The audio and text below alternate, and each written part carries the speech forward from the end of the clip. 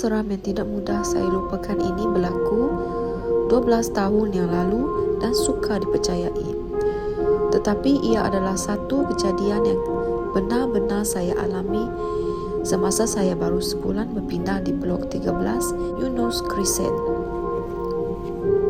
Ketika tu kawasan tersebut belum membangun pesat seperti sekarang. Waktu tu, selepas maghrib, saya bersama kakak yang memandu kereta dalam perjalanan pulang dari membeli pakaian kumpulan nasyid Al-Syahidah kami. Setibanya di persimpangan Bedok, kereta kami tiba-tiba membuat ragam. Apalah daya kami sebagai wanita untuk membaikinya. Saya terus berlari mendapatkan telefon awam untuk menghubungi abang saya untuk mendapatkan bantuan.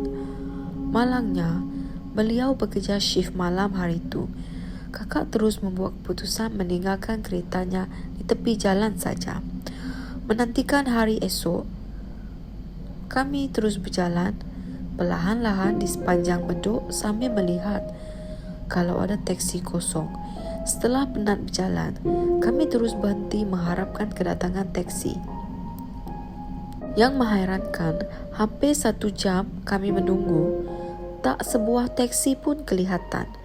Dalam keadaan bosan menunggu, tiba-tiba, entah dari mana, muncul sebuah taksi yang berhenti betul-betul di hadapan kami sedangkan saya tidak menahannya.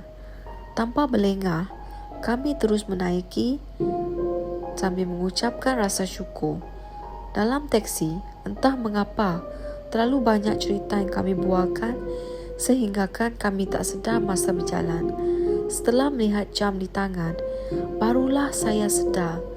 Hampir 1 jam kami berada dalam teksi berkenaan dan masih belum tiba ke tempat tujuan kami.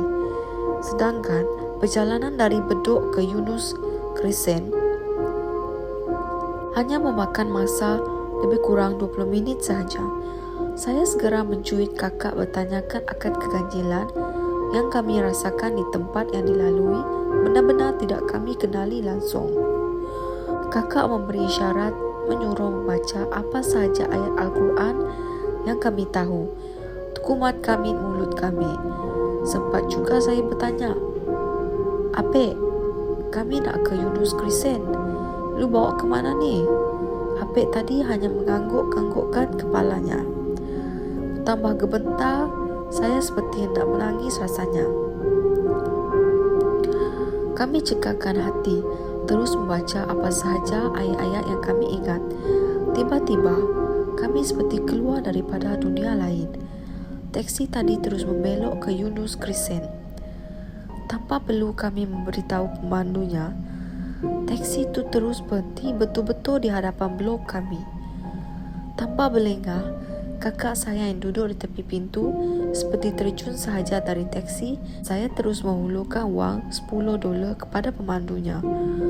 Waktu saya menghulurkan wang, alangkah terperanjatnya saya apabila menyedari pemandu teksi tersebut adalah seorang tua yang benar-benar sudah lanjut usianya.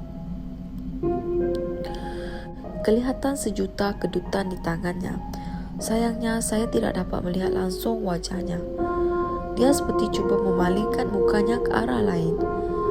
Tanpa bersuara, pemandu itu menolak wang pemberian saya dengan isyarat.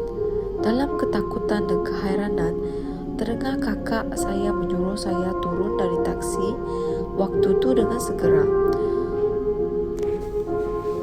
Saya yang dari tadi terasa seperti terpaku, terus turun dari teksi tersebut tanpa menutup pintunya kembali. Alangkah terperanjatnya kami kerana hanya beberapa tapak sahaja kami melangkah apabila kami menoleh, teksi sudah tidak lagi kelihatan. Menurut penerangan kakak saya, sewaktu turun dari teksi tadi, dia terperanjat apabila menyedari sebenarnya kami bukanlah menaiki teksi, tetapi sebuah kereta yang usang pada pandangannya. Waktu tu, saya melihat jam tangan hampir pukul 11:30 malam. Alangkah anehnya perjalanan dari Bedok. ke Yunus Crescent mengambil masa 3 jam.